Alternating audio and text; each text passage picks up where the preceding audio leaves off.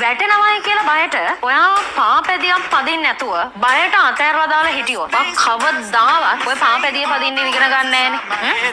එතනින් එහා මෝටර් බයිසිකලයක් හෝ එතනින් එහා වාහනයක් හෝ පදින්න ඉගෙන ගන්නේ නෑ. ඔයා වාහනයක් පදින්න බයයි කියලා බය වෙලා පාඩුවේ පැත්තකටලා හිටියොත්. ඒක පාපැදියටත් අදාළයි වෙන වාහනයකට උනත් අදාළයි. බයෙන් හරි වැටි හරි මොන විදිහකින් හරි කොච්චර අමාරු වුණත් චුට්ට හරි ඔයා ඒක ඉගෙන ගත්තොත් කවදා හරි දවසක් ඒකේ ඔයා ප්‍රවීණෙක් වෙන. ඒකට ඔයා දක්ෂයෙක් වෙන. පුතේ අපි බය වෙන්න ඕනේ වැටෙනවට වැරදෙනවට නෙමෙයි. වැරදෙනවට හරි වැටෙනවට හරි බයේ දේවල් නොකර නිකන් ඉන්නවා.